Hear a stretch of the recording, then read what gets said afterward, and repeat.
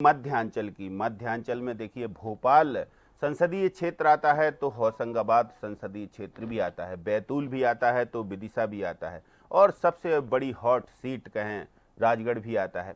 तो आज बात होगी यहाँ की कि यहाँ के मतदाताओं ने कितने परसेंट वोट डाले और उन जो वोट ऑफ परसेंटेज है आखिर उससे क्या मायने निकलकर सामने आ रहे हैं, किसने कितना दम लगाया और इन लोकसभा क्षेत्रों में जो विधानसभा क्षेत्र हैं आखिर उनमें मतदान कैसा रहा, ज्यादा रहा, कम रहा तो क्यों रहा, ज्यादा रहा तो क्या कारण रहे।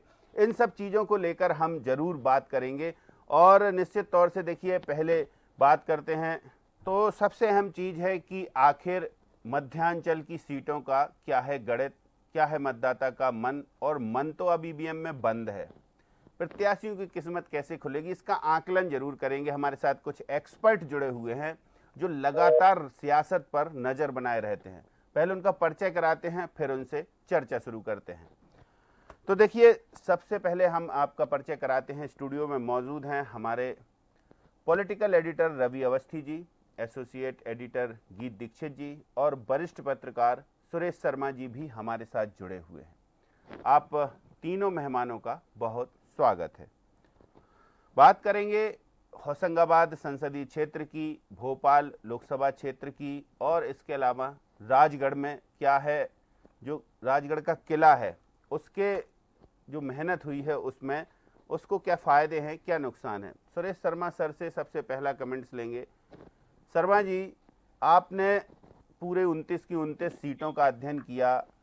आज हम बात कर रहे हैं मध्यांचल की। तो मध्यांचल में सबसे पहले तो विदिशा सीट आती है, यहीं से शुरू करते हैं। विदिशा में पूर्व मुख्यमंत्री शिवराज सिंह चौहान मैदान में, कांग्रेस कहीं मुकाबले में नजर आती है आपको, या फिर हम ये कह सकते हैं कि जिस तरीके से वोट ऑफ परसेंटेज वहां काफी हद तक ठीक रहा, तो पिछले जो चुनाव की तुलना में तो हम नहीं कह सकते, लेकिन विधानसभा चुनाव की तुलना में भी थोड़ा सा माइनस रहा, पर ओवरऑल हम इस 2024 के लोकसभा चुनाव की बात करें तो वोट ऑफ परसेंटेज ठीक रहा।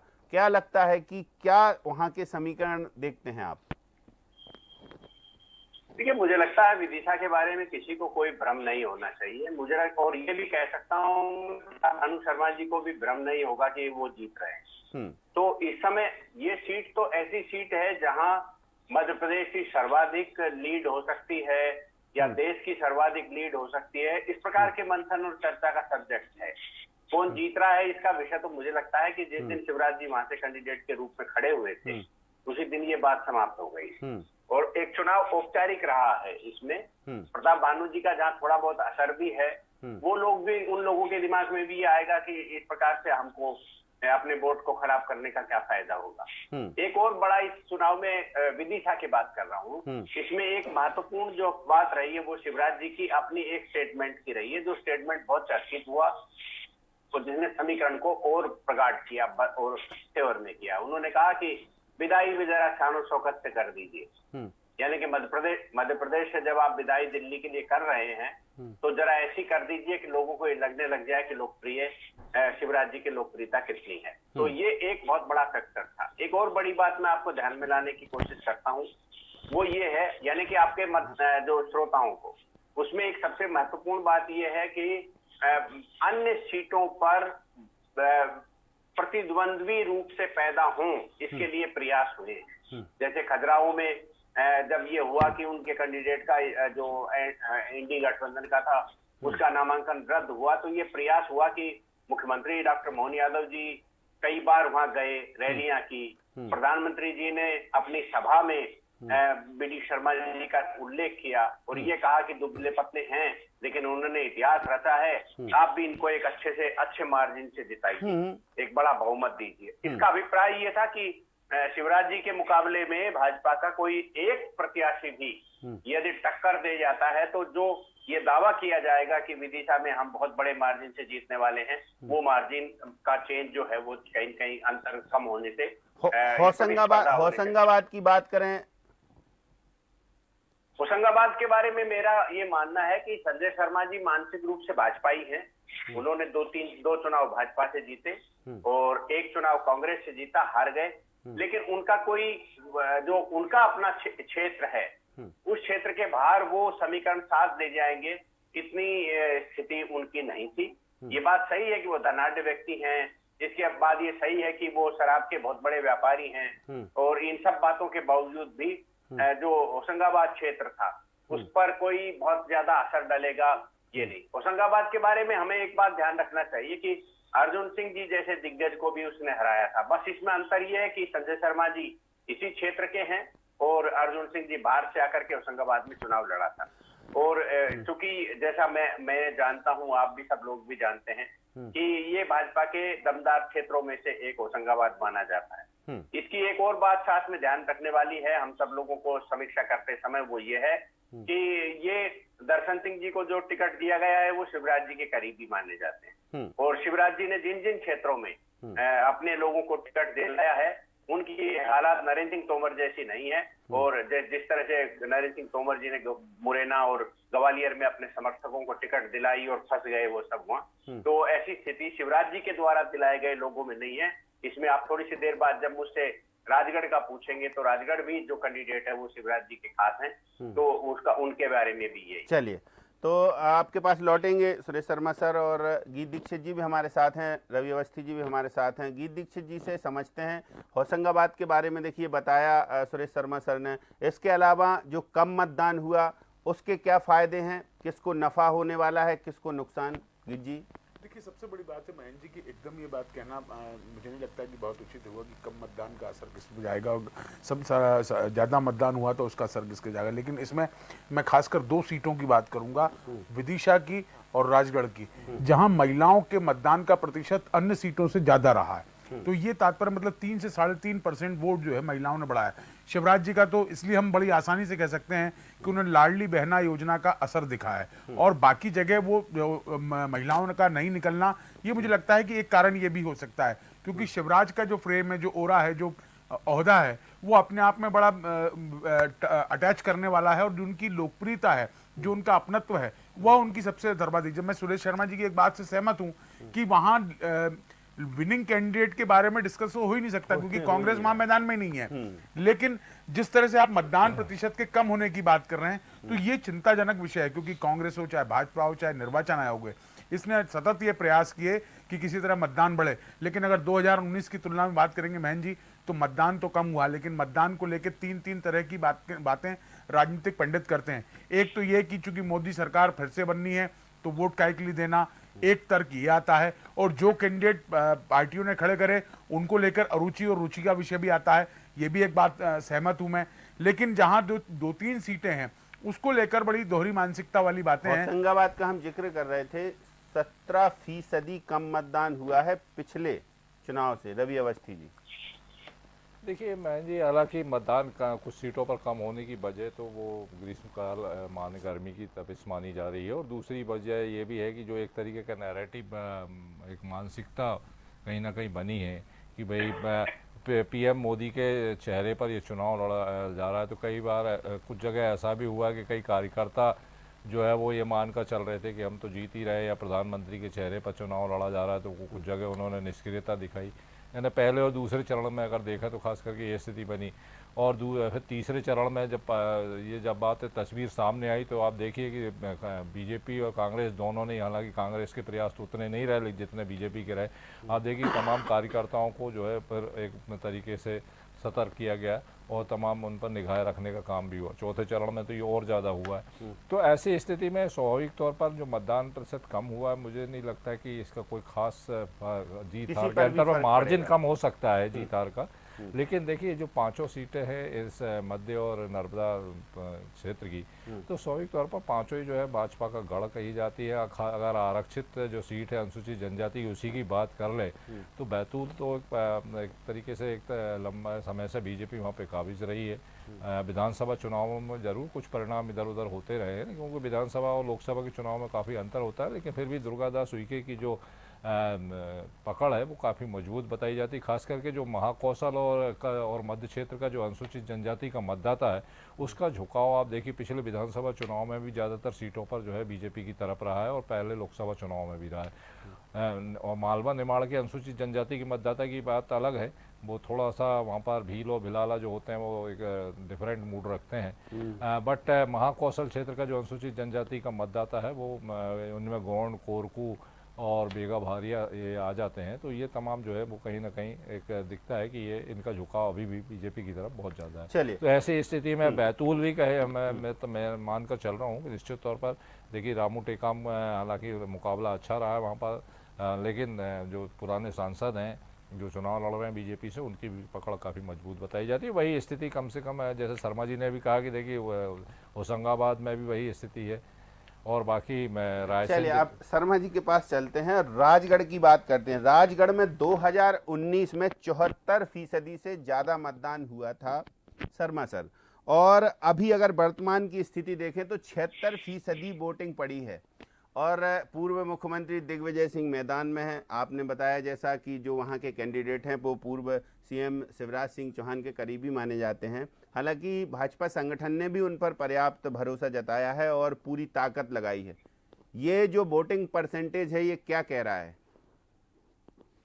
सबसे तो मैं महेंद्र जी इस वोटिंग परसेंटेज पे कहना चाहता हूँ, और वो ये है कि हम सब लोग जो विश्लेषक हैं वो परसेंटेज की बात करते हैं, वोट की संख्या की बात नहीं करते जी।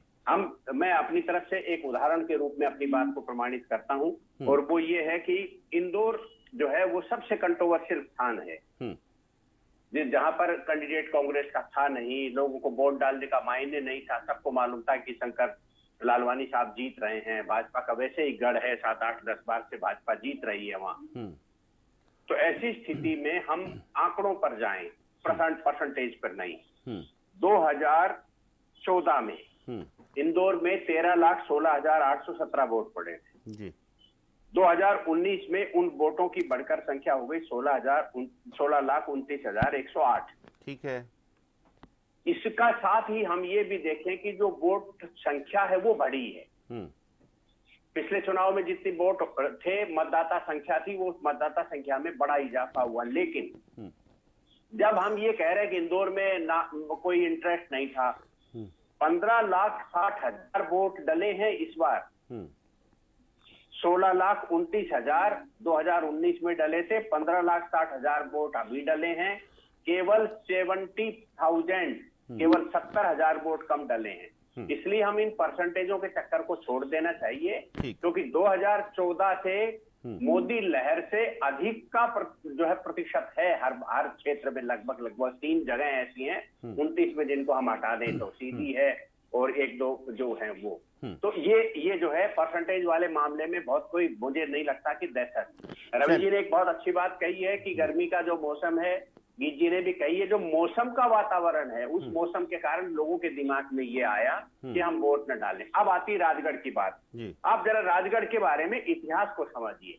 राजगढ़ का जो इतिहास है वो जनसंघ मानसिकता का है, जहां बसंत कुमार पंडित चुनाव जीतते थे। फिर एक बार वेद प्रकाश जी गोयल को बुलाया गया, वो चुनाव के लिए नॉमिनेशन भरने ही आ गए, तो कहने लगे नहीं भाई, बाहर के आदमी को हम लगातार नहीं जिताएंगे, तो प्यारेलाल जी ने चुनाव लड़ा। आप गौर करिए, दिग्विजय सिंह जी ने 3 चुनाव लड़े केवल राजगढ़ से। पहला चुनाव उन्होंने 1984 की इंदिरा लहर में चुनाव लड़ा था, उसके अंदर वो जीते थे और पार्लियामेंट गए थे। ये पहली बार ऐसा था कि राहुगढ़ घराने ने राजगढ़ की सीट जीती थी जी। उसके बाद अगला चुनाव हुआ, दिग्विजय सिंह जी ने चुनाव लड़ा, प्यारेलाल खंडेलवाल जी से 58,000 समथिंग वोटों से हारे थे जी, बिल्कुल। और तीसरा चुनाव उन्होंने 91 में लड़ा था। देश का सबसे जीतने वाला, सबसे कम वोटों से जीतने वाली लोकसभा सीट थी। 1470 वोटों से दिग्विजय सिंह जी जीते थे, प्यारेलाल खंडेलवाल जी से ही जीते थे, प्यारेलाल खंडेलवाल जी से। और वो भी प्यारेलाल खंडेलवाल जी ने ये कहा कि मैं रिकाउंटिंग नहीं कराऊंगा, जीत इनके ये आगे निकल गए तो निकल गए। आप कल्पना करिए उस समय दिग्विजय सिंह क्या थे, उस समय क्रीम थे, युवराज, राजकुमार, महाराजा, राजा, न जाने क्या क्या हम कह सकते हैं, वो थे। तब 1470 वोटों से राजगढ़ में जीते थे। और अब जो है वो घोर हिंदू विरोधी हैं, उनकी भाषा जो है वो राजगढ़ की भाषा से विपरीत है। ऐसी स्थिति में हम ये कहें कि दिग्विजय सिंह जी को वहां टक्कर दे रहे हैं, मुझे लगता है कि अच्छा, विश्लेषण में इसके अलावा दो समीकरण और हैं शर्मा सर इसमें। देखिए, महाभारत के जो कृष्ण हैं उनका तो वाकया आपको याद ही है, सवाल ही नहीं उठता। और इसके अलावा नारायण आमलावे, ये दो कैंडिडेट ऐसे रहे कि एक बार लक्ष्मण सिंह ने जो महाभारत के कृष्ण थे उनको हराया था, और उसके अलावा नारायण आमलावे ने देखिए लक्ष्मण सिंह को हराया था। जबकि अब कैसा ऐसे देखा जाए, दिग्विजय सिंह का प्रभाव देखा जाए कि जनता का प्रभाव देखा जाए?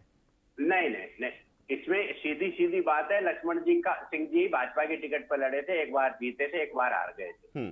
उन्हें भाजपा के कैंडिडेट के रूप में कैसे स्वीकार किया जाएगा जब भाई साहब भी लड़ रहे हैं? लेकिन उसी भाई साहब के लड़ने से लक्ष्मण सिंह हारे थे, नाराज होने से। आज वही भाई साहब मंच पर खड़े होकर के कह रहे हैं कि मुझे कांग्रेस की गारंटियों की जानकारी नहीं है। इसका मतलब जैसा बदला दिग्विजय सिंह ने लक्ष्मण सिंह से आमलावे साहब के समय निकाला था, वैसा का वैसा बदला लक्ष्मण सिंह निकाल रहे हैं, उनके ही मंच से बोल करके, राघोगढ़ असेंबली की सभा में बोल करके। इसलिए ये कोई बहुत मतलब बड़ा प्रश्न नहीं है। एक बात और गौर करने की है राजगढ़ में, और वो ये है कि कांग्रेस के जितने भी कैंडिडेट चुनाव लड़े, वो कोई भी 75,000 वोट से आगे नहीं गया।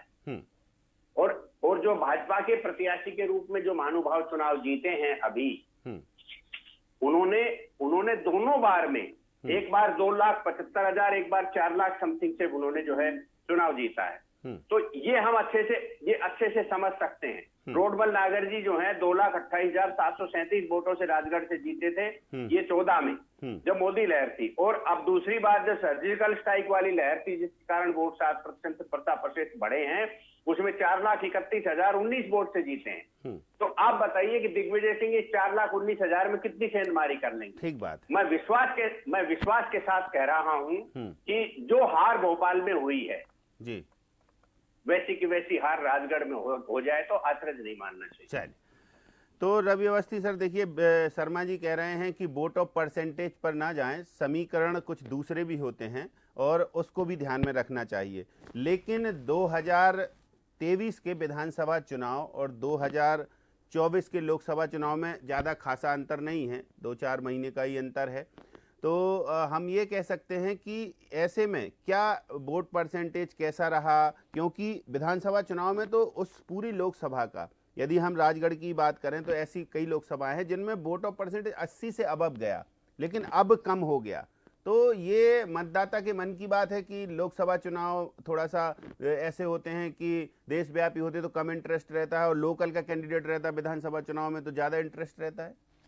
देखिए मैं जी, थोड़ा सा विधानसभा और लोकसभा चुनाव में अंतर, अगर आप जो परिणाम की बात कर लें या उसके इलेक्शन मूड की बात कर लें, तो देखिए आप 2018 और 2019 को आप देख लीजिए, अपने आप को समझ में जाएगा कि परिणाम कैसे होते हैं और मतदाता का मूड क्या रहता है, वो क्या देखकर वोट देता है, क्योंकि वो राष्ट्रीय नेतृत्व को देखता है कि देश का नेतृत्व कौन कर सकता है। और रहा सवाल, देखिए जो मतदान प्रतिशत को लेकर अगर हम बात करें कि विधानसभा में, तो देख विधानसभा में आप देखिए कि 15, 20, 25 कैंडिडेट उतरते हैं। वहीं लोकसभा में देख लीजिए उनकी संख्या 5, 10, 15, ज़्यादा हुई तो 20-22 से ज़्यादा कहीं नज़र नहीं आती। तो एक तरीके का जो चुनावी परिदृश्य बनता है। फिर लोकसभा चुनाव में जो प्रचार है, देखिए आपको 8 विधानसभा क्षेत्र कवर करना है एक कैंडिडेट को, वो संभव भी नहीं हो पाता कि वो सब जगह पहुंच पाए या घर घर दस्तक दे पाए, जबकि विधानसभा में घर घर दस्तक देने जैसी स्थितियाँ होती है। तो अंतर है दोनों में, उससे एक चुनावी वातावरण बनता है, मतदाता के बीच में लगता है कि हाँ चुनाव हो रहा है। दूर दराज के एरिया तक यानी ग्रामीण क्षेत्रों तक जो है वो बात पहुंचती कि हाँ चुनाव है, ढोल ढमाका सब, शोर शराबा सब होता है। लेकिन लोकसभा चुनाव में फ़र्क होता है। और दूसरी बात यह है कि देखिए निश्चित तौर पर जो विधानसभा के चुनाव हों और आप उससे अगर नीचे जाएं नगरीय निकाय के चुनाव में, काफ़ी अंतर है। तो मतदाता का जो अटैचमेंट उम्मीदवार से सीधा होता है, लोकसभा में उतना नहीं भी हो पाता है। ये जाने पहचाने चेहरे हैं तो ठीक है, मतदाता जानता है कि भाई दिग्विजय सिंह खड़े हैं या शिवराज खड़े हैं या फला खड़े हैं। लेकिन अगर बहुत अननोन व्यक्ति को या ऐसे व्यक्ति को खड़ा कर दिया जैसे पूरे मतदाता ही नहीं जानते, तो फिर वहाँ रुचि जैसी बात कम हो जाती है। और कई बार फिर ये भी होता है कि यार हम तो पहचानते ही नहीं, वोट किसको देने, क्योंकि दोनों जगह दिक्कत है मतदाता के साथ भी, क्योंकि प्रत्याशी वहाँ तक पहुँच नहीं पाता। राजनीतिक दल भी अब 2024 के चुनाव में तो बिल्कुल ही स्थितियां एकदम उलट थी। आप देखिए कि जितना बीजेपी की तरफ से चुनाव प्रचार हुआ, क्या कांग्रेस ने उतना प्रचार किया। फिर तीसरा देखिए कि क्षेत्रीय दल तो सिरे से गायब थे, तो क्षेत्रीय दल है ही नहीं। अब निर्दलीय उम्मीदवारों ने जितना अपने आसपास प्रचार किया होगा। बाकी ये है कि एक तरफा प्रचार रहा, और एक तरफा प्रचार में भी फिर स्थितियाँ वही बन जाती है, चाहे वो कार्यकर्ता से हो या फिर राजनीतिक दल के नेता हों। तमाम जो है वो एक तरह की मानसिकता से ग्रसित हो जाते हैं कि भाई जब वन साइडेड मुकाबला है तो फिर हम क्यों मेहनत करें। मतदाता भी कई बार यही सोच लेता है। होती है ये। हालांकि चुनाव आयोग ने बड़ा प्रमोशन किया, इनामी योजना निकाली, और भाजपा के जो बूथ मैनेजमेंट वाले कार्यकर्ता हैं उन्होंने भी पूरा काम किया, और ये इंदौर इसका उदाहरण है। गीत दीक्षित जी, भोपाल की हम बात करें तो भोपाल में भी मतदान का स्तर तो कम रहा है, भोपाल के समीकरण भी लगभग एक तरफा है। तो ऐसे में कांग्रेस कहां से क्या उम्मीदें पाले कि जब दावे किए जा रहे हैं कि वोट परसेंटेज जहां कम हुआ वहां कांग्रेस को फायदा होगा, चाहे जीतू पटवारी हो या कांग्रेस के तमाम नेता हो, सब ये दावे कर रहे हैं। देखिए महन जी, सबसे बड़ी बात है कि जिन 5 सीटों की अपन बात कर रहे हैं उन 5 सीटों में सबसे बड़ी बात जो मैं मानकर चलता हूँ, विदिशा में चुनाव नहीं हुआ। विदिशा वन साइडेड है मेरी दृष्टिकोण से, उसको सुरेश शर्मा जी और रवि जी भी सहमत हो जाएंगे। भोपाल एक तरफा वन साइडेड, एक कारण से मैं वन साइडेड मानता हूं, क्योंकि लेकिन भाजपा ने पूरी ताकत लगाई यहाँ। आप देखिए मुख्यमंत्री को हर एक विधानसभा में जाके रोड शो करना पड़ा, प्रधानमंत्री को रोड शो करना पड़ा, क्योंकि पिछली चीजों से सबक लिया है। क्योंकि जो हमारे भोपाल के कैंडिडेट हैं उनकी जो 2 हार है वो कहीं ना कहीं ऐसा ना हो कि दिक्कत दे, एक कारण मैं वो मानता हूं। दूसरी बात, जब राजगढ़ की बात आती है तो राजगढ़ में जैसा शर्मा जी कह रहे थे, जो उनने चुनाव लड़े वो 91 से पहले, 91 के बाद 93 में मुख्यमंत्री बने, उसके बाद निरंतर उनका वहां सक्रियता रही, ये अलग बात है। लेकिन अब जो वहां पर परिस्थितियां हैं, क्योंकि रोडमल नगर के बारे में हैट्रिक की बात कही जा रही है, लेकिन रोडमल नगर अगर वहां काम नहीं कर पाए, विकास नहीं कर पाए, जिसके वीडियो वायरल हुए हैं, ऐसा नहीं है कि दिग्विजय सिंह ने कोई बहुत अच्छी वहां काम करवा दिए हैं, लेकिन उनने भी अपनी जो छवि है वहां लोगों के बीच में स्थापित की। मैं मानकर चलता हूं कि जनता ये तय करती कि हमारा जो प्रत्याशी है वो हमारे लिए कितना कारगर और कितना कामयाब होगा और हमारे क्षेत्र के विकास की कितनी चिंता करेगा। और यही बात अगर हम बात करेंगे बैतूल की तासीर इन सब सीटों से बहुत डिफरेंट है। वहां पूरा आदिवासी वोट बैंक है।